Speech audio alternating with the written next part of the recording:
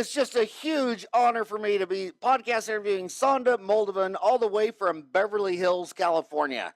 For almost a decade, she has lectured at the UCLA School of Dentistry, teaching other dentists how to perform optimum implant surgery. In 2006, she became interested in helping her patients heal better through natural techniques such as diets, supplements, water, and bioenergetic devices. Dr. Sanda received her nutritional certification through the Certification Board of Nutritional Specialists 3 years ago. As a certified nutritionist and periodontist, Dr. Sanda educates her patients that the mouth is a gateway to their health. Her new book, Heal Up, comes out in July. She practices in both Beverly Hills and Manhattan, New York, using minimally invasive oral surgery techniques and integrative nutrition. She is a frequent contributor to national television shows such as The Doctor on CBS, NBC News, radio, podcasts, and she is quoted in numerous publications and blogs. She is a contributor to the Huffington Post and Inside Dentistry, and hopefully someday Dental Town magazine. How are you doing? I'm great, Dr. Howard. How are you? I'm doing really good. And I think it's so neat that you're combining nutrition and periodontal disease because, you know, when I got out of school 30 years ago, all the older redneck dentists thought anything to do with holistic or nutrition or anything natural, that you were just a whack. But then when you watch those dentists, they're all like that. When a dentist gets high blood pressure, he doesn't want to take a blue pill every day. He wants to lose weight and start exercising. So when you look at dentists, they're all naturopaths. They all try to exercise and eat right to avoid the pharmaceutical pill and the surgery. So congratulations to you for combining those two. So how closely related is nutrition to periodontal disease? Well, I don't think we could separate one from the other. I do believe the mouth is the gateway to one's health. So if the mouth shows a lot of signs of inflammation in the body. So for example, if we're lacking iron, you're going to get a red glossy tongue. If you're lacking vitamin C, we're going to get red bloody gums. We know that scurvy is associated. So I think we've stepped away from that. As we've gotten more and more scientifically oriented, we lost a little bit track of just the signs that we get from nutritional deficiencies. So periodontal disease is an inflammatory condition that's not just local. It's a systemic condition. So when the immune system is triggered, like it is in periodontal disease, it's not just triggered in the mouth. We see inflammation all over the body. And I work with quite a few integrative medical doctors here in Beverly Hills. And whenever they have somebody with high inflammatory markers, I check them for periodontal disease and inflammatory signs in the mouth, because if we're going to treat the person, we have to look at the whole, the mouth and the body. You said you work with a lot of integrated doctors? Yes. Integrative medicine or functional medicine is a newer branch in medicine, and we have a lot of MDs or DOs that are taking the extra step with functional medicine, who's been around for more than 30 years, to actually connect the different organ systems. Because, for example, now, just like with a periodontist, you go to a periodontist, they just look at the gums. You go to a cardiologist, they just look at the heart. Then you go to a GI specialist, they just look at the intestines. But really, when the intestines are not functioning properly, we see problems with the heart, problems with the brain, so it's all connected. So functional medicine takes all in consideration all those organs and connects them together. So we get great results. You know, I like the Soviet Union model better, where dentists were a stomatology, just a branch of, all the MDs had the same undergrad, the first 2 years of med school, then they went off to become dermatologist or internal medicine or stomatologist. I think that was a better system than what America did in 1880, where since the dentists needed a chair and the doctors needed a bed, they separated. And now 140 years later, they're coming back together. Yeah, it took us that long, but I'm glad to see, and I see this more in the medical community as well, where they're trying to bridge the gap between dentists and medical doctors, as we need it desperately. Twice a year, I go to medical conferences to see what's new in the medical community, and we have new diseases today, like metabolic syndrome, for example, have popped up. It's right before like a pre-diabetes stage, where all the organs are involved, and diseases like chronic fatigue and leaky gut syndrome, for example. And leaky gut syndrome, where the intestinal lining is inflamed, is very similar to periodontal disease, where the same thing, the lining of the pocket is leaking, so to speak. You know, of all the 9 specialties recognized by the American Dental Association, I think your specialty of periodontist changed more than all of them. 30 years ago it was all these gum surgeries and the patients hated it. And then when implants came out, everybody was so quick to, if in doubt, pull any molar with periodontal disease and place with an implant. And now I see pulling all the perio-infected molars and replacing them with titanium. I see that pendulum starting to swing back now. I think a lot of people are thinking, well, number one, the patient decides if they want to pull their tooth and have an implant or try to keep their teeth. But the other thing that's I think the reason it's swinging back is periodontal surgery has gotten a lot less invasive than it was 30 years ago. 30 years ago was always quadrant flaps. Right down to the bone. Do you think periodontal disease treatment is getting less invasive than it was 30 years ago? Absolutely, Howard. Everything's getting less invasive, not just for dentistry, but also medical procedures. Everybody wants minimally invasive. And now, and you're right about what you said about our profession as periodontists has changed so much, and it will continue to change because with new advances in microbiology, we're starting to understand the role of the bacteria and how the biofilm gets to form and how the different bacteria plays a role in the biofilm. So now when we're looking at periodontal disease, we're like, let's do less surgery because whenever we cut something that's already infected, all that bacteria has a chance to get into the bloodstream.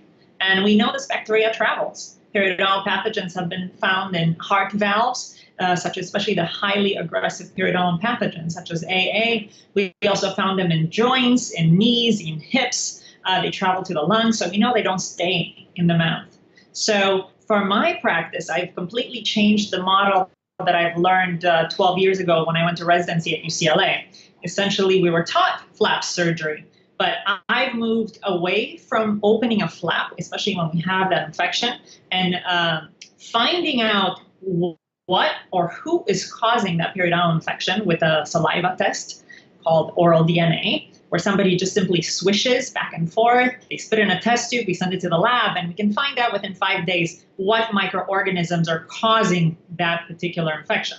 And then from there, we offer non-surgical procedures such as lasers and ozone to be able to clean up the infection, also given nutritional support for inflammation. And together with this full mouth disinfection, we're able to get great results without the painful surgeries that we had in the past. And, we always used to get the 3% recurrence of disease. We never were able to treat everyone. And I'm a true believer that's because of these highly aggressive pathogens that we didn't even know they were there before, because we treated everyone the same. Everybody got scaling and root planing, everybody got osteosurgery, but we never really tested on a regular basis what kind of bacteria this patient has. And now we're changing that model to be a little bit more specific and less invasive. Almost everyone listening to this podcast is commuting to work. They have an hour commute. They ask for 2 shows a day for their morning and evening commute. But since I can't take notes, I always do a transcript of the whole podcast and put it on Dentaltown. But I also retweet their last tweet. You're at Dr. Sanda, Sanda, and it's Sanda. It's Sanda. So you can find her there, and she's got her website link on there, her Twitter, Ask Dr. Sanda. And by the way, you're the only person I've ever podcasted who is verified on Twitter. How cool is that? That is amazing. Oh, yeah. So I got 22,000 followers, and you got 28. When I get to 28, do I get verified, or how does that work? No, I'm sure you can get verified already. And I sent an email to Helene, and she'll let you know how to do that. And I also know why you've been on CBS, NBC, and all these famous television shows, because you have a face for television. I have a face for a podcast. You're funny. I only have a face for sound. But and I also, you mentioned, have a personality for television for sure. We're talking about integrative medicine and being a physician of the mouth. What % of dentists do you think have ever done any type of salivary testing? Howard, actually, I lecture nationwide on the topic of nutrition and this concept, and I'm often sponsored by Noble Biocare to do this, and I'm very thankful for that. And I find that less than 1% of dentists actually do an oral DNA test, because I always ask, in my audience, how many people actually do a salivary testing. and very, very few, and mainly because oral DNA, I guess, doesn't advertise. It was started by a periodontist, and it's been, I think already they've been around for probably more than 6 years by now. And it's such an easy test for dentists to be able to incorporate. Even dental hygienists can do this because it's simply a saliva swish and spit in a test tube. It can't get easier than that. And then we get such good information from this. And not only that, the fact that we get good information, but it also, when a patient actually sees this kind of infection in their mouth, it connects them to their own disease, because oftentimes periodontal disease has no symptoms. So it's hard for patients to say, oh, do I really have this problem? But when they're actually seeing how much bacteria is in their mouth, then they have a tendency to get engaged in their treatment. Yeah, I think it's almost like the germ theory hasn't come to dentistry yet, because you still go into dental offices where a hygienist will see the mom every 3 months for a periodontal cleaning for 10 years, and she's never once seen her husband. And then her husband finally comes in, and he's got a bombed out molar, and he's got, and it's like, they're kissing. I mean, isn't there, they're giving this stuff. I've seen studies that says a single kiss can transmit 80 million microorganisms. I mean, how do you treat the mom and not the dad for periodontal disease? Absolutely, I agree with you. And that's something that we actually stress in the office, especially in the high level of aggressive pathogens. When you get the report back for a patient, it actually says in there that this bacteria is transmissible. So, of course, seriously? It actually says that, yes. Oh, yes, my God, that is amazing. There's still dentists on Dentaltown that deny it. And as far as the microorganisms, Rilla Christian is a PhD oral biologist, and she says that they're discovering a new species of bacteria every quarter in the mouth. So it may be even 100 more years. It could be 200 more years before we even know every name of every virus, bacteria, and fungi even living in the mouth. Absolutely. And that's exactly the point. It's not just bacteria. What we know, it's also parasites. I work with this lab in Colorado called DNA Connections, and I oftentimes, they do this floss test where you can floss and see what you have in the mouth. We don't know yet what to do with this information, but we're just kind of gathering data right now to see what exactly is living in the mouth. So they're testing things and bacteria, everything that they have markers for. We find parasites, we find viruses, we find fungus, different species. So we know the biofilm is not just bacteria, as you say. And you're right now is just, I think, just the beginning of microbiology studies in the mouth. But periodontal disease will change the way we look at it and the way we treat it, for sure.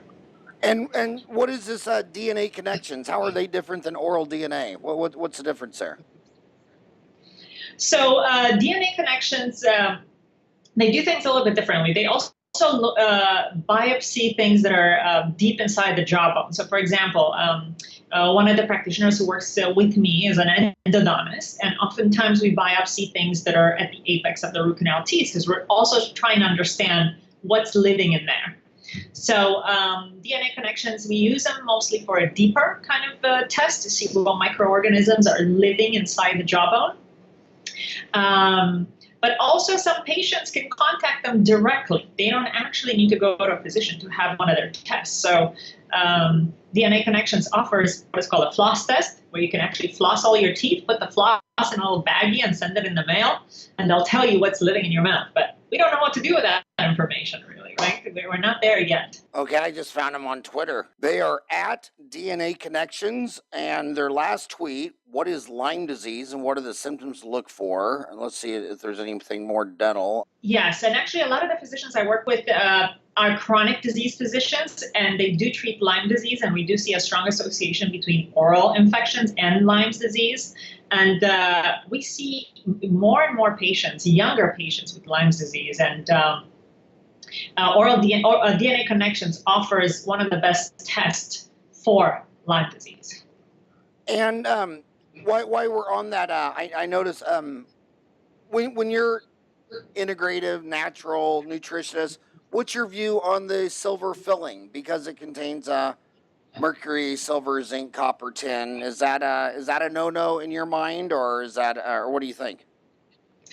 Well, it's interesting you said that because this morning, I was reading the ADA journal, and they were actually talking about California Proposition 65, which, goes in effect next year. And we actually have to post in every dental office in California the harmful mercury in the amalgam. We actually have to make it official that if we take out amalgam, we have to put up a sign saying, hey, this is, causes, it's a neurotoxin, it causes birth defects and other things. So I think we have enough evidence now for all of us to realize, yes, the mercury in amalgam does cause a problem. It's a neurotoxin.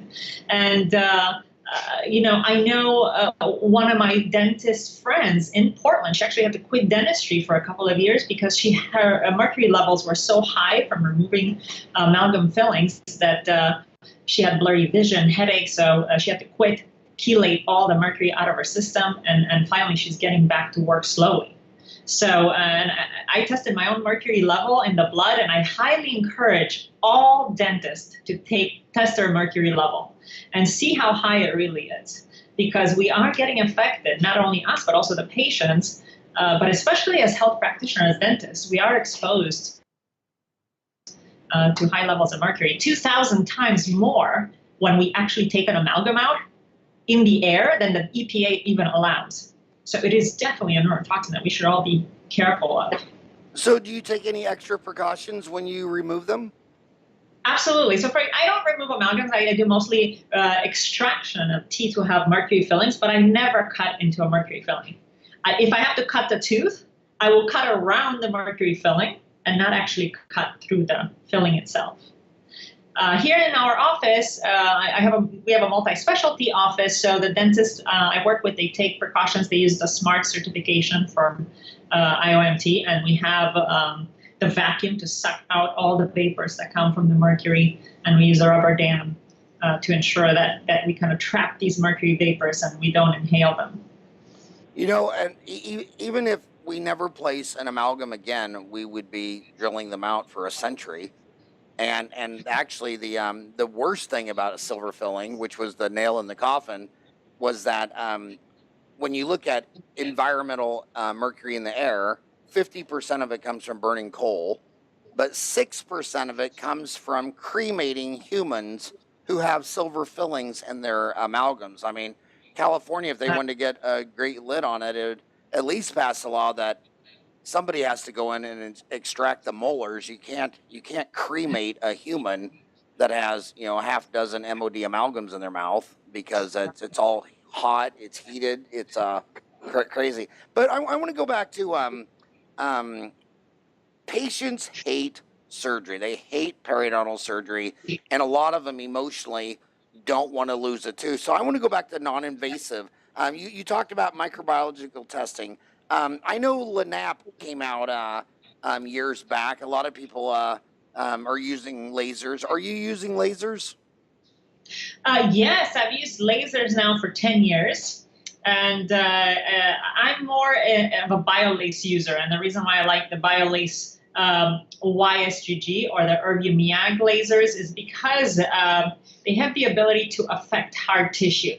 A LANAP is really just a soft tissue laser. It's essentially a diode laser. But I prefer something because when I treat pockets that are 9 millimeters deep, I actually want to recontour the bone on a closed flap situation. I want to get the osteoblasts. I want to perforate little micro perforations of the bone to be able to get the osteoblast to come out of the bone level. So in my hands, the YSGG waterlace works great in reestablishing periodontal health in moderate to advanced periodontitis cases. You're saying it's the waterlace YSGG? Yes, it's YSGG. And water and how, if you did 100 quadrants, what percent of the time would you use the laser? 99% of the time. I rarely will flap a case because I do see bone regenerating, even an angular bony defect. And I actually did one of the cases for the Doctor's TV show on CBS. So on my website, you can, that particular patient had advanced periodontal disease and 10 millimeter pockets that have fully been eradicated just by using the laser and not having to do major flap surgery. You know, when I think of periodontal disease, it's amazing how this oral systemic health, what's motivating the medical insurance companies the most is that the association between gum disease and premature birth, and that's their most expensive line item ticket. It's about $1 million cash to have a preemie, and some of these CEOs are starting to look at that when you insure someone with medical coverage, if it doesn't include dental coverage for the pregnant mom, you're going to have to get out your checkbook. What do you think about the association of gingivitis, periodontal disease, and premature babies? Well, we know from periodontal research, Dr. Offenbach, he published papers showing that the moms with periodontal disease have babies and they give birth earlier, and their babies are low birth weight. So we know that this bacteria travels to the amniotic fluid and has an effect for sure. It creates inflammation, and in turns, then we have preterm low birth weight babies. So definitely, I think we should work more with OBGYNs. And, I wonder how many OBGYNs really look in the mouth when somebody comes to them pregnant, saying, hey, how's your periodontal condition? Do you know that this can affect your baby? And encourage them to actually have a visit with a periodontist to ensure their mouth is healthy. It still cracks me up because I've gotten a physical every year for 30 years, and every time they go to the mouth, he says, open up, and he looks there at this light for like 1 second, and then he's done. And I'm thinking, okay, I've been a dentist for 30 years. What the hell could you have just done? I mean, it's like, open up, say aw, and it's like, okay. And then he throws the popsicle stick in the trash can and moves on to other body parts. I'm just like, I almost can't quit laughing. So when you're treating a standard patient for gum disease and you're using your laser and all that stuff, what percent of the time when you're done with your periodontal specialist hat, do you put on your nutrition hat and start talking nutrition? Do you give supplements? How does that work? So in my office, I've created a program. So when somebody has inflammation in the mouth, we do what is called a full mouth disinfection. And that includes automatically nutritional support. And we have such great evidence today that certain supplements are key to decrease in inflammation in the body. And of course, not just supplements, because I'm a true believer that the diet and lifestyle influences how things heal. So definitely we have a chart. We talk to patients about what to eat. We help them with substitutions. I'm not of the opinion that we should cut out everything that we really like, everything that we're addicted to all of a sudden. We just have to find good substitutions for patients. In order, for example, sugar. There's so many great substitutes for sugar today that are could be even anti-inflammatory or promote the health of the mouth, such as xylitol or trehalose. We have also monk fruit drops that are good sugar substitutes. So things that are a little bit more natural, non-artificial, to get off sugar.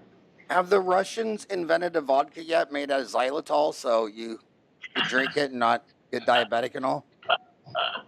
That'd be good, but whoever invented that, They were first in satellites with Sputnik. Why don't you send their dental society and say, since you guys drink most of the vodka in the world, why don't you make a xylitol vodka? Think they could do it?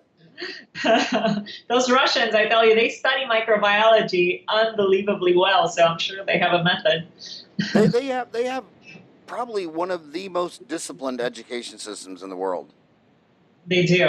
And you know what they're studying? I was actually talking to one of their researchers. They're studying to do bacterial testing based on their quantum vibration.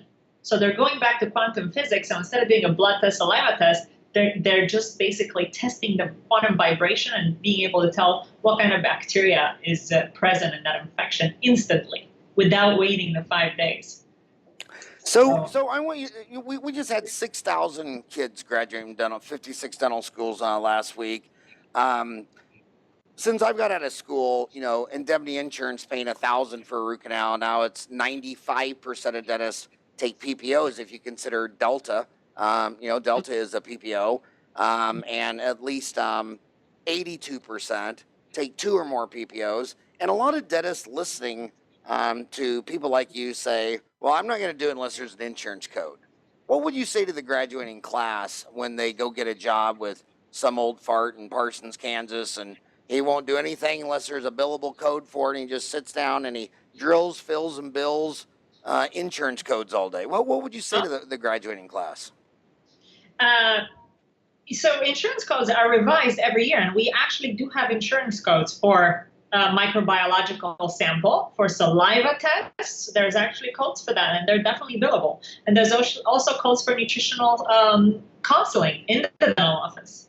So that is actually a billable code. Interesting. I really hope you write an article with Dental Town magazine on this periodontal nutrition, because I've had that magazine since 1994, and I've never seen the. It's kind of like Who Got Peanut Butter on My Chocolate, you know, and I think this really a really neat mix. And what's really exciting about Dental Town magazine, which is crazy, is since it's online, it's actually more people read it digitally than the 125,000 we mail it to. I mean, this internet, it is so romantic when you get emails from little girl dentists in Somalia and Ethiopia and you know, Cambodia saying they look forward to it every month. But this is truly new. What about speaking of Soweto? When you lecture in South Africa, they like ozone, and it really never took off in the United States. What are your thoughts? Why do the South Africans, who are also brilliant, why are they into ozone and the Americans aren't?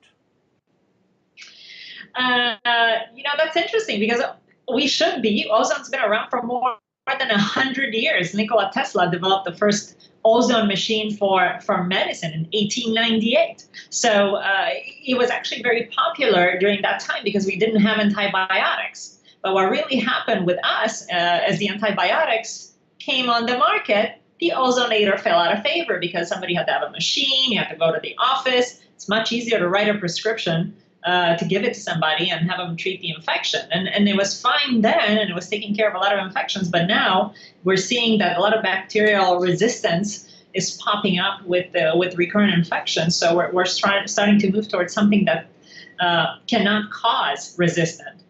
And that's what I see with ozone. And ozone, you know, being 3 atoms of oxygen, and we have that one oxygen that comes off and it starts basically poking holes in all the membranes of bacteria and parasites, and it doesn't discriminate.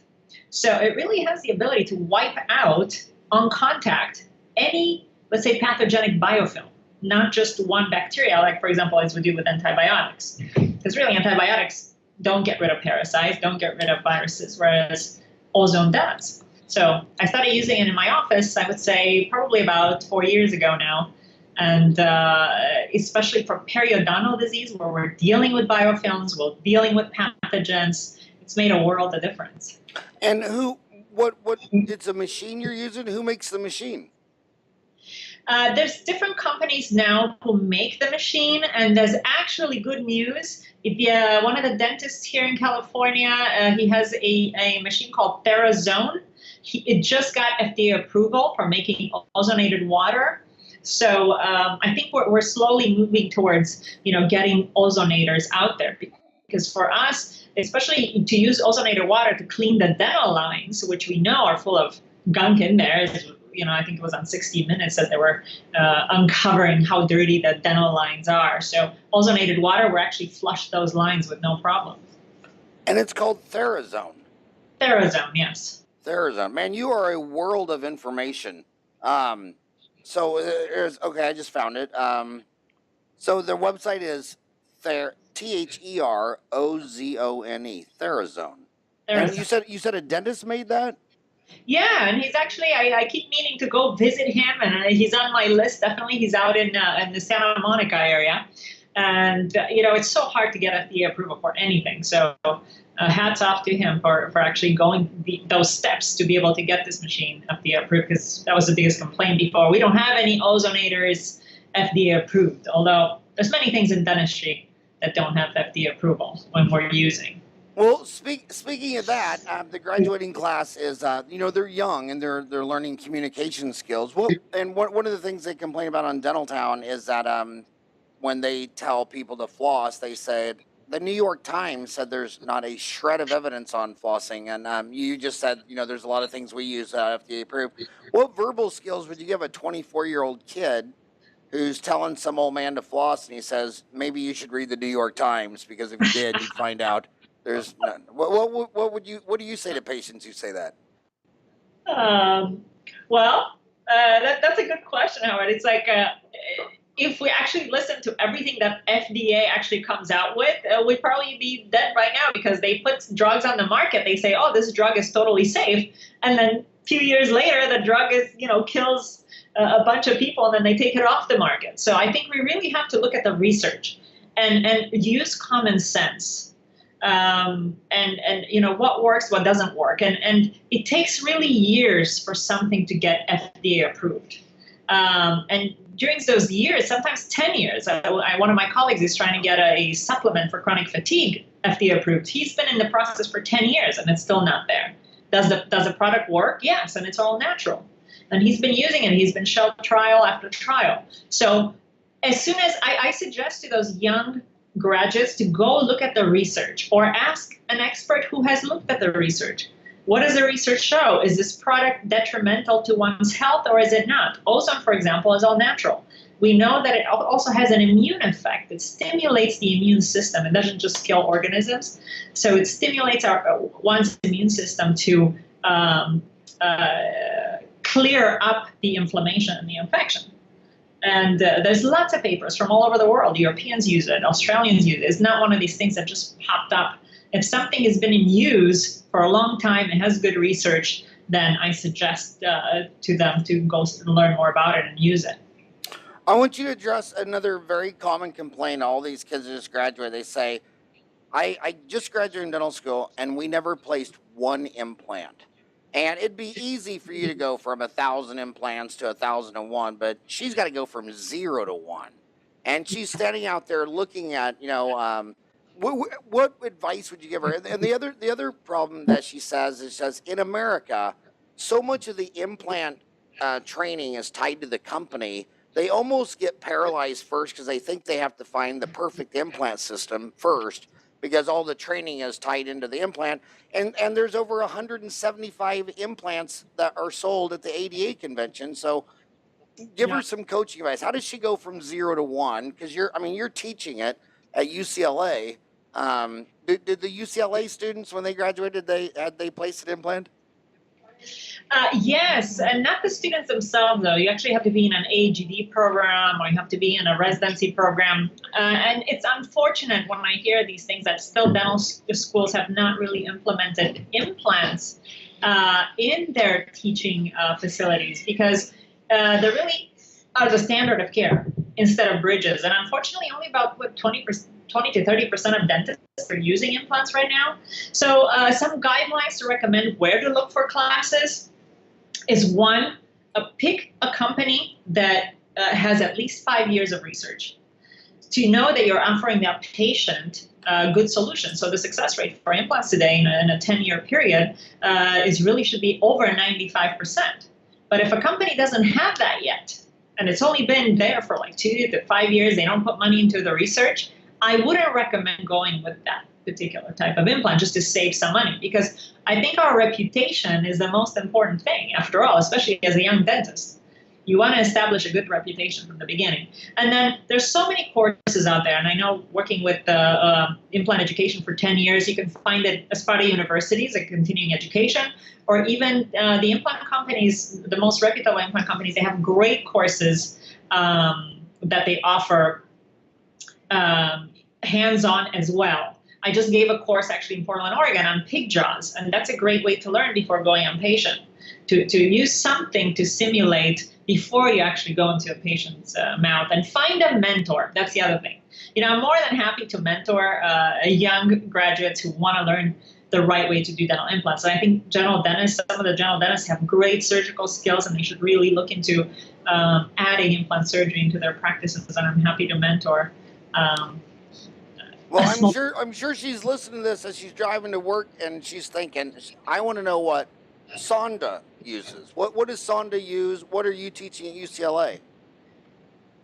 So we work with Nova Biocare exclusively.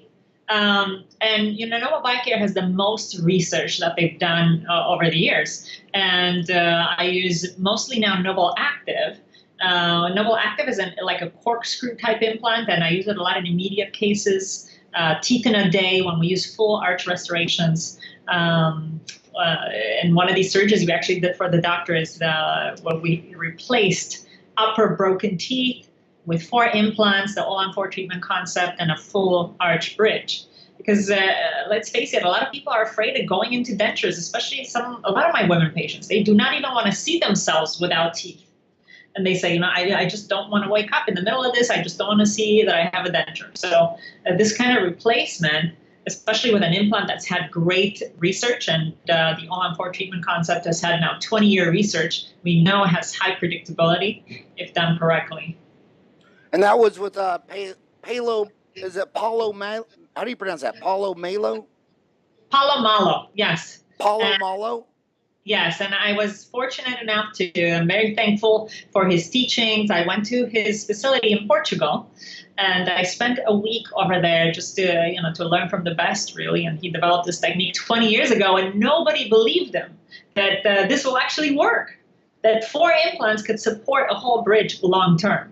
And finally, after 20 years, when we actually have the research to know it's predictable, a lot of people are getting on board with this, because it's a great treatment for patients. And it's a treatment that saves people money, because we don't have to do sinus lifts, we don't have to do bone grafts that typically drive up the cost. So you like doing all-on-4s? I do. I think it's so gratifying for me to see people's smiles after the fact.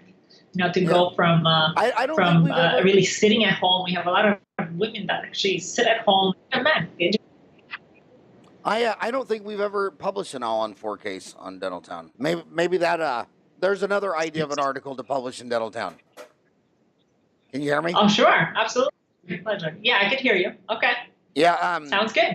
Yeah, Lisbon, Portugal. That was the first European. That was the first city outside of America that I ever saw when I was 16 years old. I went to a Catholic school, and they had this this, I don't know, what do you call it? A recruitment trip. So they loaded up a 747, but every year they'd put 450 Catholic high school boys from Kansas, fly them to Lisbon, Portugal, and Fatima and all that stuff. And every year they'd get about 10 conversions that would cancel their flight home and join the priesthood. So my mom tried so hard, and she sent me on that trip. She was so hoping that I would switch from dentistry to priesthood, but it didn't work out.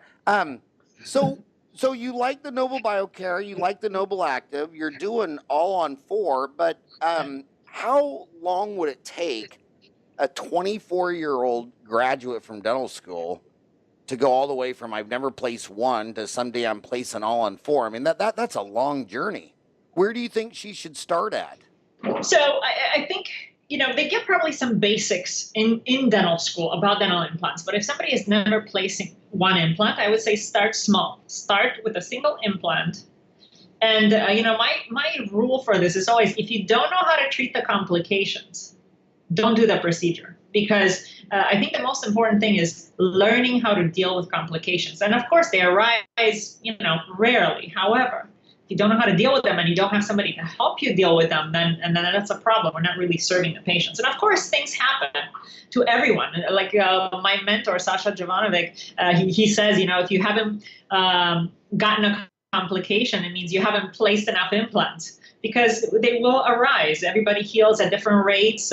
Things happen. The bone quality can be poor to start out with. So things will fail. It's just learning how to deal with that. That's probably the most important thing in implant therapy. So I would say start small and, do single implants, not in the aesthetic zone. Start with a premolar or molar side where you have a lot of bone. Once you get comfortable with that, take a bone graft course and then do an implant and a bone graft. And then just keep getting a little larger, do an implant bridge, and then probably after you get comfortable with that, then go into the all-on-4 treatment concept. But in terms of restoration, a skilled surgeon and a lab technician who's done many all-on-4s can definitely guide a young dental into restoring these cases properly. I'm going to ask you the most controversial implant question on the dental town boards, and I want you to know that no matter what you say, half of the dentists will disagree, and the other half will agree. That is, a lot of people say, like you said, you need to learn how to be able to deal with the complications. A lot of everyone who's placed 1,000 to 10,000 implants say you need to lay a flap and see the bone, and you need to be a surgeon. But the millennials are saying, I don't want to lay a flap. I want to make a surgical guide and I just want to punch through the tissue. Then the old guys are saying that's like putting training wheels on your bicycle. You're a doctor, you're a surgeon. You got to put the scalpel to the bone. So my question to you exactly is, when she starts her journey and is looking for something not in the aesthetic zone, a premolar or molar, would you recommend a surgical guide or would you recommend getting a scalpel and going to bone? When I did my residency, actually, we didn't start dental implants until we learned to deal with flaps. And my resident, my director of the program at UCLA, he said, you guys have to learn to manage flaps before you do implants, because if you don't close the flap properly, your implant can fail or you can have problems or recession and things like that. So I think it's definitely key to learn how to do flaps. And learning on an animal model, for example, if somebody who's already graduated is great, like pig jaw or sheep head. There's lots of animal models out there. That somebody can start learning flaps. And then I believe that flapless procedures are a little more advanced of a procedure because you already have to kind of imagine what the bone looks like underneath.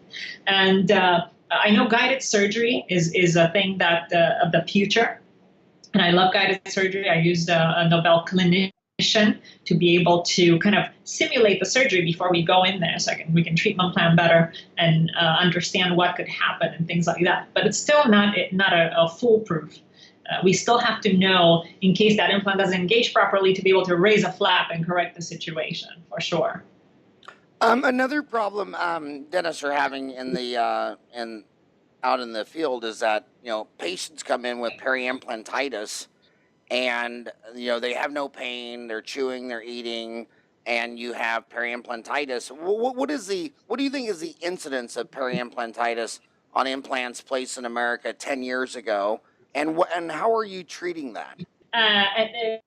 This is actually a topic. Periimplantitis is a topic I talk about nationwide because it's such a problem. We know the statistics today. This was published in J. Perio just last year. 1 in 5 patients will develop periimplantitis within 5 years.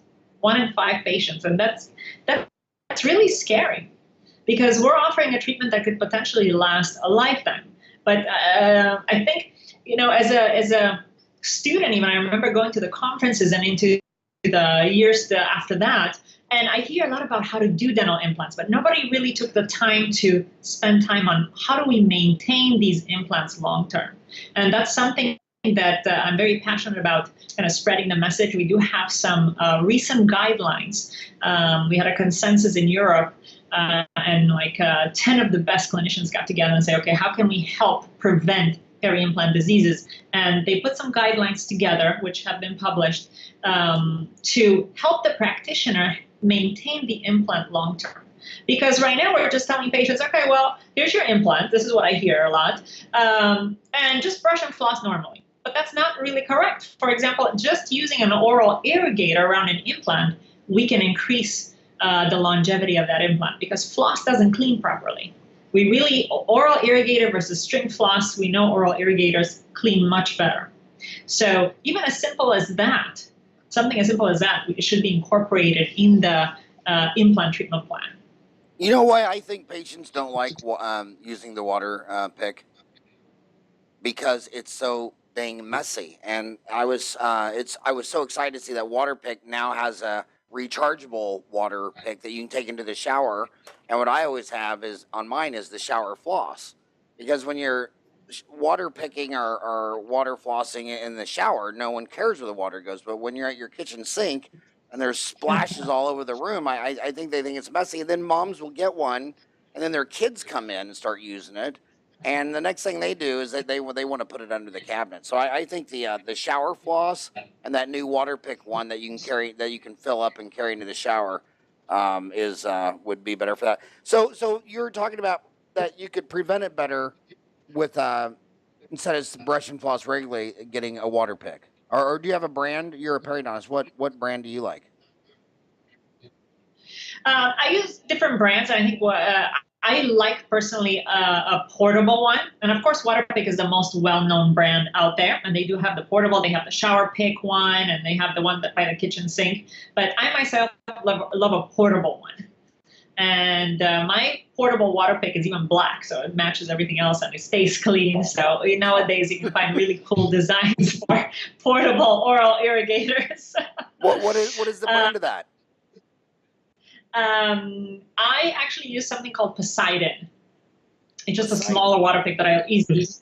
Poseidon, yeah. Did you ever see the movie The Poseidon Adventure?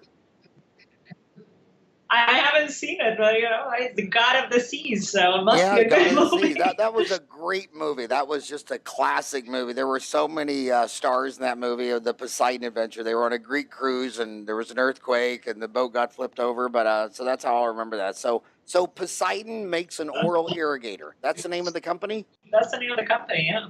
Did you find it? So we like it because it's inexpensive, and people have a tendency to try it. It's not, it's a lower cost, but I love it because it's smaller, it's more compact. So you can take it in the shower, as you said. You don't have to make a mess. So you talked about prevention. You said you can't just brush and floss. Use an oral irrigator. You recommend a Poseidon. What other things to prevent, and then go to treat the 20% that have it? So what other things were they saying to prevent it, and then let's say they already have it, they're that 20%, how do you treat it as a periodontist? The other big problem that I see out there is we don't recognize mucositis, let's say peri-implant mucositis, which is the initial inflammation of the gums around the implant without penetrating into the bone.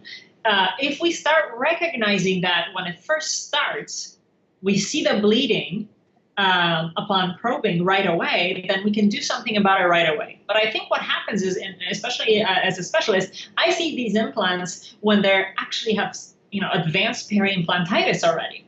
So I think we should learn to recognize the signs. If somebody comes in for hygiene maintenance and their implant is bleeding, that's the time to do something about it. If we keep telling the patient, just go home and brush and floss some more, it's not going to work. So at that time, I think we should be more proactive into recommending them something different for oral hygiene, but also doing some ozone treatments or laser treatments to help tighten that tissue again. And also recognizing when we have very thin tissue around an implant, that also creates a problem with bone loss. So being proactive into grafting these sites and maintaining healthier and thicker periodontium or peri-implant tissues would be ideal. And then as far as treating it, when you see it, do you flap that? I mean, do you try to regenerate bone around implants when they've lost bone, or is that very successful, or is that more of a pipe dream and the implant needs to come out and be replaced? Yeah, unfortunately, once the implant has lost bone, we don't really have a good predictable way to really rebuild this bone back. My favorite way to grow bone back around an implant is using lasers. And there's a peri-implant protocol, again, with the water lace, with the YSGG, to help regenerate the bone and repair the bone around an implant. With bone grafting technique, when we have to raise a flap, I really reserve that for larger bone graft, more than 50%, for example.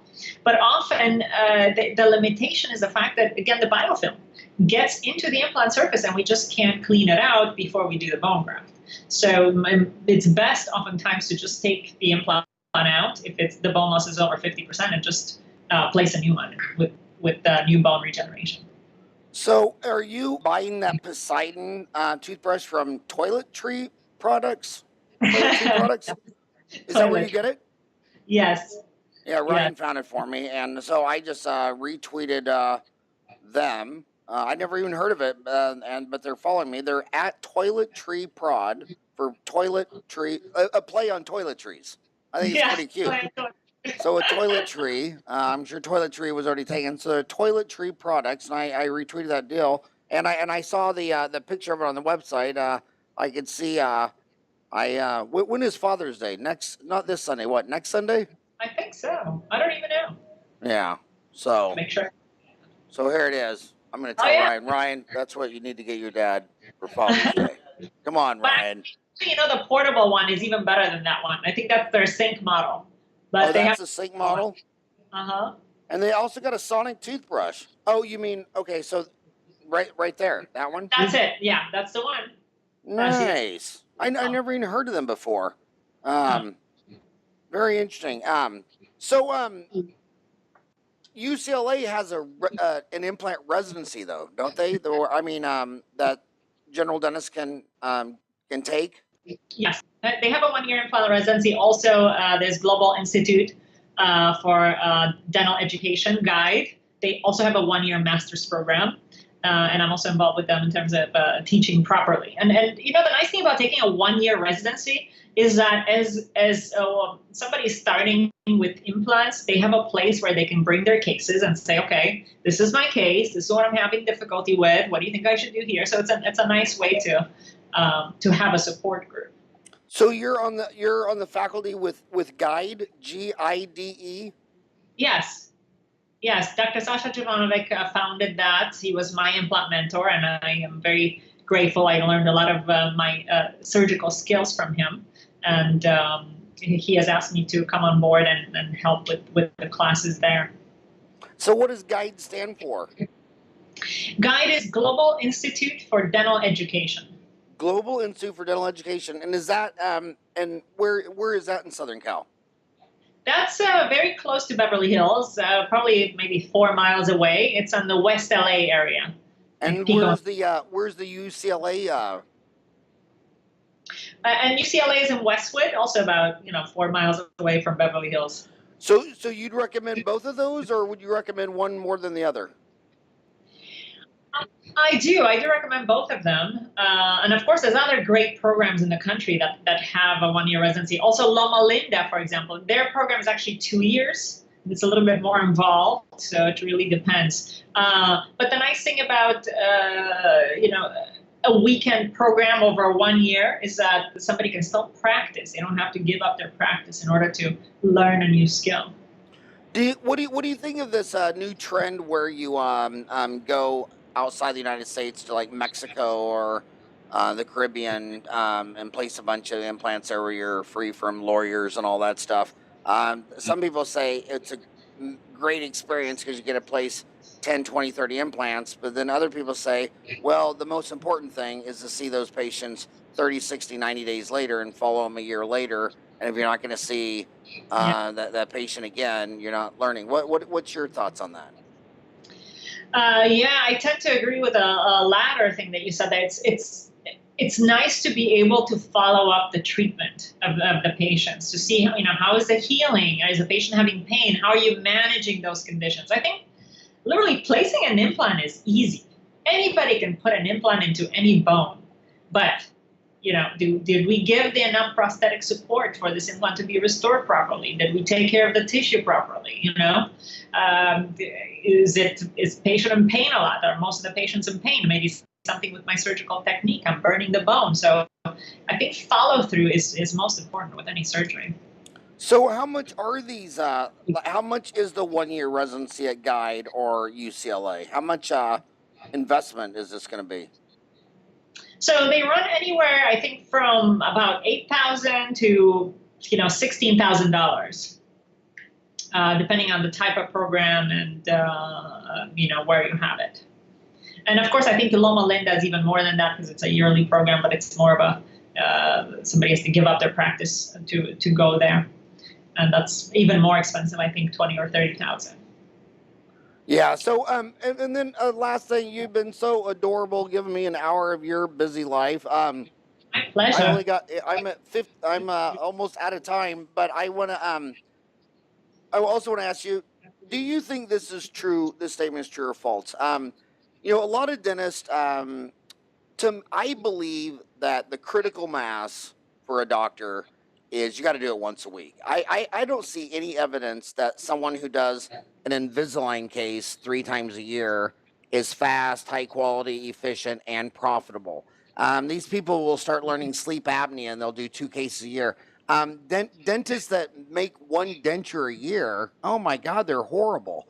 Do you think if you get into this implant, so it's an investment of 8, 10, 17,000, well, you can recoup that. You Yeah. know, implants are 1,000 a piece. I mean, 17 implants. But do you believe that you have to place one implant a week or do one dental procedure a week to really reach critical mass? And the flip side of that question is, say you needed a surgery. Would you want to go to a doctor who does that surgery every 3 months? Or would you like to go find a doctor who does that surgery at least every week? Yeah, yeah, you have a good point there. And I do think if somebody starts doing dental implants, maybe a way to motivate patients to come in is definitely to offer them a lower cost. But I think recognizing what cases are good to do, like the simple cases, especially in the beginning, where it's not too stressful and everything goes smoothly, and then they can tell other people, oh, this was great. And also, I started with my family members when I was a resident. So luckily I had enough family members there, so I practiced them a good 20 implants before my patients. But I think there's ways to build a practice with dental implants. And I was recently in Arizona, actually in Phoenix, and there was one general dentist there who actually changed his business model, and now he's just really taking referrals. And all he does is dental implants, and he takes referrals from other general dentists, although he himself is a general dentist. So I think you're amazing. I mean, and how did you get to be the contributor to the Huffington Post? I mean, those guys are crushing it on the internet. I mean, when the New York Times and the LA Times are still trying to build up their newspaper delivery thrown on your driveway, the Huffington Post just aimed at the internet and crushed it, and you got to be their contributor. Congratulations on all that.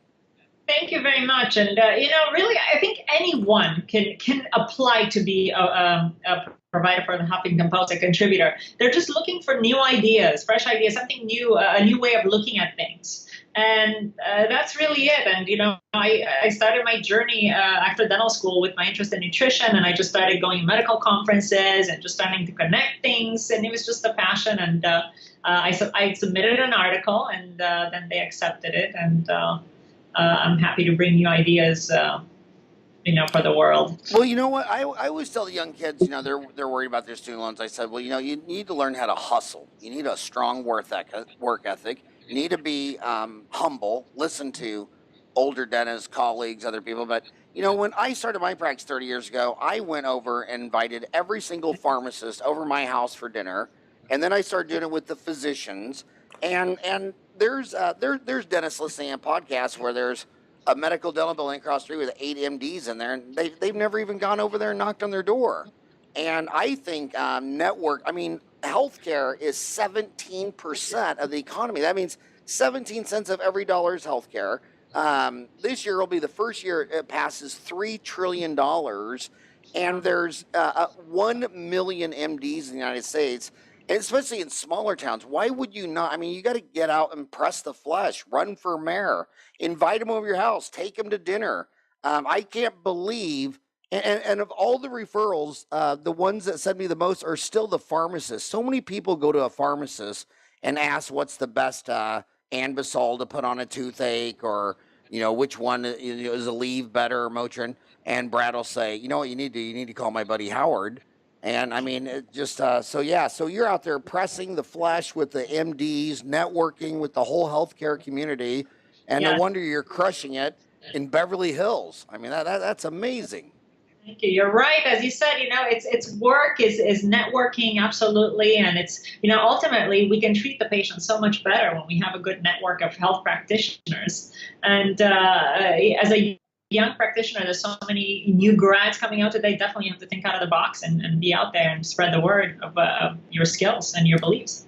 But I want to end on a dark note. I don't want you to think I'm playing you, but here's the deal.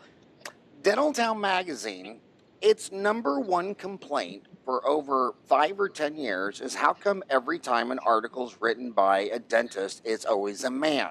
And if a girl writes an article, it's always a hygienist or a consultant. Our team, it is so hard to get content from women dentists, role model leaders.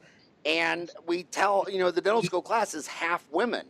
I mean, it's gone from a mostly male to 50-50 male, female. And so you young girls out there listening, I mean, trust me, there's not one We got 50 employees. There's not one single employee that hasn't been told 100 times, we need more content from women. As young women in dental school, they totally gravitate towards women role models. It's just a natural thing. It's kind of like when your grandkids are over. Your grandkids will spend time with grandpa until another little kid walks in. But as soon as another 3 or 4-year-old kid walks in, your grandkid's gone. And everyone gravitates to. If you're a young 24-year-old woman dentist, you don't want to listen to some old fat bald guy. You want to see what women dentists are crushing it. And so thanks for being a role model to so many women dentists out there. And if you have other women dentist role models out there that could write content for Dental Town Magazine or podcast. I mean, I look back at the 800 podcasts I've done. It's just male, if it's a dentist. And then if it's a woman, it's hygienist, consultant, marketing, SEO, So thanks for being a woman role model. And thank you so much for coming on my show. My pleasure. And I actually have definitely another female colleague of mine. She's an endodontist, and she's really amazing. I'm sure she would love to be on your show. She uses lasers and ozone to treat root canal teeth, and she's getting great results. She uses stem cells and homeopathy. I think you really like talking with her. I would love to, and I hope both of you guys write articles because we need more women role models. And tell her that the first question I'm going to ask her is, so many of the graduates walk out of school, half the class already has a self-limiting belief. They say, I hate endo. It's like, dude, you got $350,000 of student loans. You're in rural America. A patient's not going to you're in pain. I mean, imagine if you broke your arm and you went to the hospital and they said, we don't do arms. We only do legs. We need to refer you. I mean, you're a doctor in your community. The person has a toothache. You don't have to sell them anything. So you got to get over I hate endo when you just walked out of dental school an hour ago. So tell her how can she get half the class to revisit endo and maybe get over the hate thing and start learning how to enjoy it again. Sounds good. I'll definitely pass on that message to her. Thank you very much, Howard. It's been awesome talking with you, and I'm looking forward to contributing to Dental Town and bringing you nutritional information. All right. On that note, I'm going to go eat some Doritos. Have a rocking hot day. Thank you, you too.